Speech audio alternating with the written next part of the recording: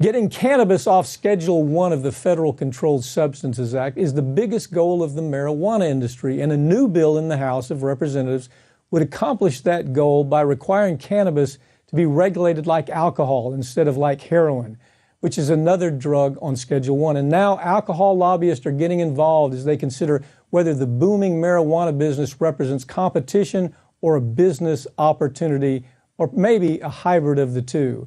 Joining me to talk about that now is Lee Camp, host of Redacted Tonight, here to talk about this story. Lee, I know you've done plenty of pieces on this topic.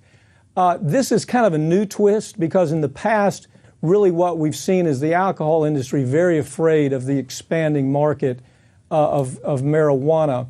They understand it is a replacement of sorts. But now they realize they have a distribution system in place. They have the people, they've got the way to distribute all this. Tell me what the alcohol industry lobbyists have stressed that they're neutral on the issue of legalizing marijuana. I don't buy that. How about you?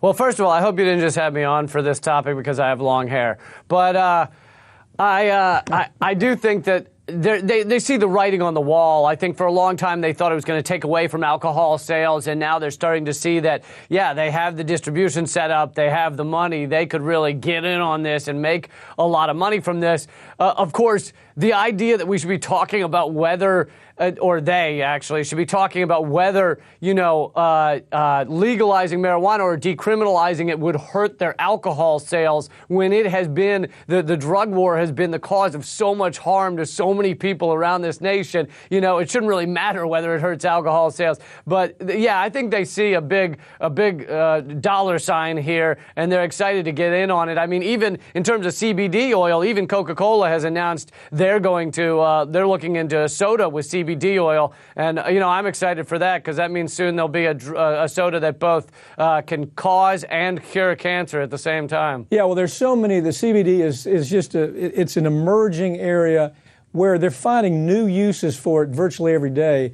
And oddly enough, in this business, I don't know if you've been following this, but the CBD business has been just as successful from a standpoint of sellability of the product, expansion of the product, as regular marijuana has been. And I really think that that's where one of the bigger fights is going to take place. Look, many politicians now support cannabis legalization that will end the war on drugs, according to the talking points.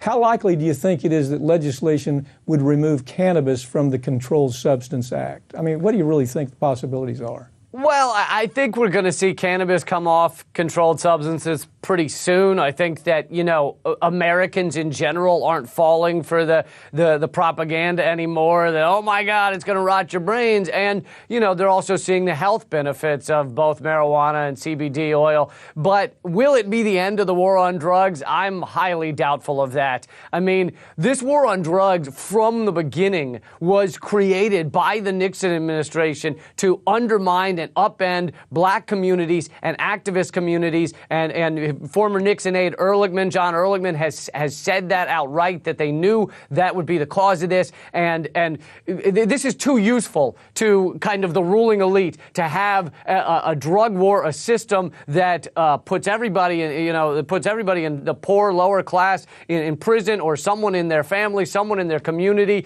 and it upends their lives. It makes it so they can't vote, for one thing, a lot of them, depending on the state, and it's very useful to them to be able to lock people up like this. But it is our drug war is a crime against humanity because of the number of prisoners for nonviolent drug offenses that are locked up right now. We have the most prisoners per capita, the most prisoners in the world. Honestly, I'm begging Venezuela to send some humanitarian aid to us because this is a crime against humanity. You'd be glad to know that our new Attorney General Barr actually wrote a paper one time on how we need to lock up more people, that we're letting too many people go. He was one of the people that actually increased this jail time for minor drug users.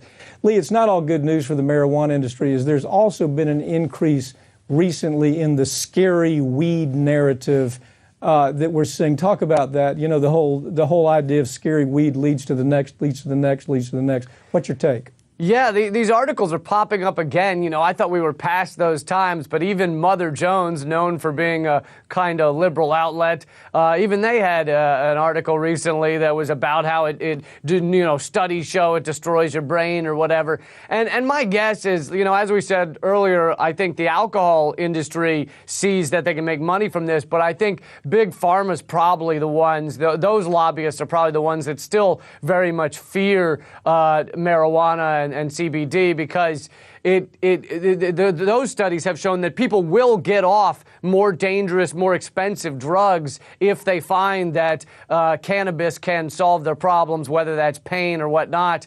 And so I think that the Big Pharma has a lot riding on probably keeping a lot of cannabis use illegal. And I think that's probably where these, you know, it's going to destroy your kids and destroy your life, and it causes jazz music and sex. I think that's where these articles are coming from. We're seeing more and more of that. Lee Camp, honestly, one of the most insightful and funny political commentators on the air, without question. Thank you for joining me, Lee, okay? Thank you so much for having me.